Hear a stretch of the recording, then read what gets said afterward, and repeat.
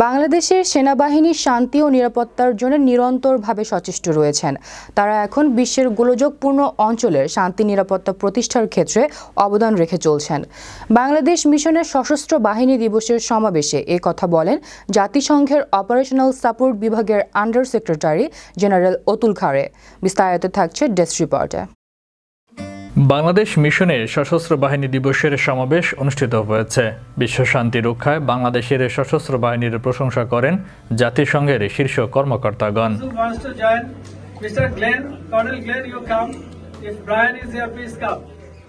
জাতিসংঘের operational support বিভাগের under secretary general Atul খারে বলেন, আমি খুবই গৌরববোধ করছি যে বাংলাদেশের সেনাবাহিনী শান্তি ও নিরাপত্তার জন্য নিরন্তরভাবে সচেষ্ট রয়েছেন। 50 বছরেরও কিছু সময় আগে তারা নিজ দেশের স্বাধীনতার জন্যও সাহসিকতার স্বাক্ষর রেখেছেন। সেই বাহিনীর সদস্যরা এখন বিশ্বের গোলযোগপূর্ণ অঞ্চলের শান্তি নিরাপত্তা প্রতিষ্ঠার ক্ষেত্রে অবদান রেখে চলছেন। সশস্ত্র বাহিনীর প্রতিষ্ঠা দিবসের অনুষ্ঠানে যোগদান করতে পেরে নিজেকে ধন্য মনে করেন তিনি। একই সাথে রাষ্ট্রদূত মোহাম্মদ মুহিতের প্রতি গভীর কৃতজ্ঞতা জানান অতুল খারে। It's a great pleasure for me to join Ambassador Muhit on this Bangladeshi Armed Forces National Day. We are very proud that for the armed forces which actually fought for peace and security and independence of their own country a little bit more than 50 years ago are today the single largest contributor bringing peace and security to different parts of the world. Congratulations Bangladesh, Jai Bangla. মিশনের বঙ্গবন্ধু মিলনায়তনে 21 November মঙ্গলবার সন্ধ্যায় 53তম সশস্ত্র বাহিনী দিবস উপলক্ষে আয়োজিত অভ্যর্থনা অনুষ্ঠানে এসেছিলেন জাতিসংঘের পিস অপারেশন বিভাগের আন্ডার সেক্রেটারি জেনারেল জেপিয়ার লেক্রুয়া। তিনিও শান্তিরক্ষা মিশনে বাংলাদেশের সৈন্যদের ভূমিকার উচ্ছ্বসিত প্রশংসা করেন। সমাবেশে জাতিসংঘের নিরাপত্তা বিভাগের অ্যাসিস্ট্যান্ট সেক্রেটারি জেনারেল উনাইসি ভুনিওয়াকা, জাতিসংঘের মিলিটারি অ্যাডভাইজার জেনারেল বিরামে ডিওপ সহ বিভিন্ন দেশের রাষ্ট্রদূত ও সামরিক উপদেষ্টাগণ অংশগ্রহণ করেন। শুরুতে উপস্থিত অতিথিদের স্বাগত জানিয়ে বক্তব্য প্রদান করেন জাতিসংঘে বাংলাদেশের স্থায়ী প্রতিনিধি ও রাষ্ট্রদূত Mohammad Abdul Muhith. Under Secretary General Mr. Atul Khare, UNDOS, and Under Secretary General Jean-Pierre Lacroix, even DPO, were expecting him to join us shortly. Excellencies, distinguished military advisors, distinguished guests, ladies and gentlemen, my dear colleagues, I am very glad to welcome you all to the Permanent Mission of Bangladesh. And I thank you all for joining us in the commemoration of the 53rd Armed Forces. রাষ্ট্রদূত মুহিত জাতির পিতা বঙ্গবন্ধু শেখ মুজিবুর রহমানের স্মৃতির প্রতি গভীর শ্রদ্ধা নিবেদন করেন।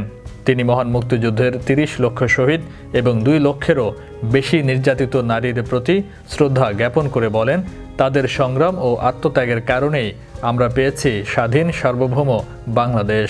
এ সময় তিনি 26শে মার্চের প্রথম প্রহরে বঙ্গবন্ধুর স্বাধীনতার ঘোষণার মাধ্যমে শুরু হওয়া মহান মুক্তিযুদ্ধে নবগঠিত সশস্ত্র বাহিনীর গৌরবোজ্জ্বল ভূমিকা, দেশের অভ্যন্তরে প্রাকৃতিক দুর্যোগ মোকাবেলা ও নানাবিধ উন্নয়ন কার্যক্রমে সশস্ত্র বাহিনীর অবদান তুলে ধরেন। Independence of Bangladesh on the 26th March of 1971. The people of Bangladesh began to resist the occupying forces in various means and ways. At that time, the Bengali officers and soldiers in the then Pakistani military and paramilitary forces responded to the call of the father of the nation and mobilized the freedom fighters to confront the occupation forces mainly through আগত অতিথিদের দৃষ্টি আকর্ষণ করে স্থায়ী প্রতিনিধি মোহিত বলেন, প্রধানমন্ত্রী শেখ হাসিনার দূরদর্শী নেতৃত্বে বর্তমান সরকার আমাদের সশস্ত্র বাহিনীর অধিকতর আধুনিকায়নে বিভিন্নমুখী উদ্যোগ হাতে নিয়েছে। এই উদ্যোগসমূহের বাস্তবায়ন সশস্ত্র বাহিনীকে আরও দক্ষ ও শক্তিশালী করে তুলবে। সর্বোপরি 2041 সালের মধ্যে বাংলাদেশকে একটি সুখী, সমৃদ্ধ, উন্নত দেশ হিসেবে গড়ে তুলতে আমাদের সশস্ত্র বাহিনী আরও কার্যকর ভূমিকা রাখতে সক্ষম হবেন। And supplementing the government's vision to become a developed country by 2041. The armed forces have demonstrated their strong determination and readiness time and again and made significant contributions at the time of national crisis and need, including the natural disasters. Our armed forces have been relentlessly advancing our peace-centric foreign policy through their leading role in peacekeeping operations for last 34 years.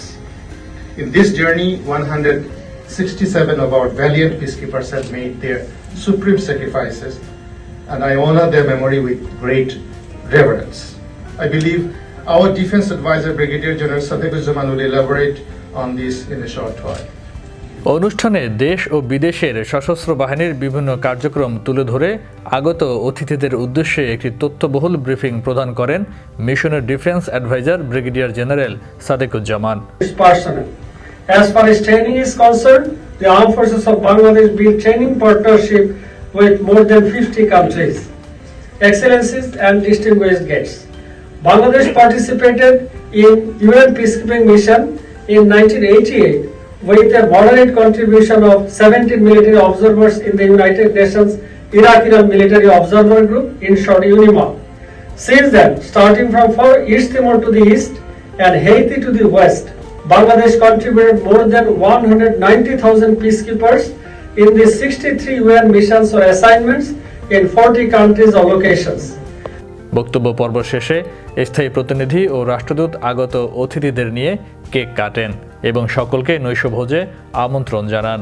এ সময় সশস্ত্র বাহিনী দিবস উপলক্ষে একটি প্রামাণ্যচিত্র প্রদর্শন করা হয়। অনুষ্ঠানে আমন্ত্রিত অতিথিবর্গ শীর্ষ শান্তিরক্ষী প্রেরণকারী দেশ হিসেবে জাতিসংঘ শান্তিরক্ষা কার্যক্রমে বাংলাদেশ যে অবদান রেখে যাচ্ছে তার ভূয়সী প্রশংসা করেন।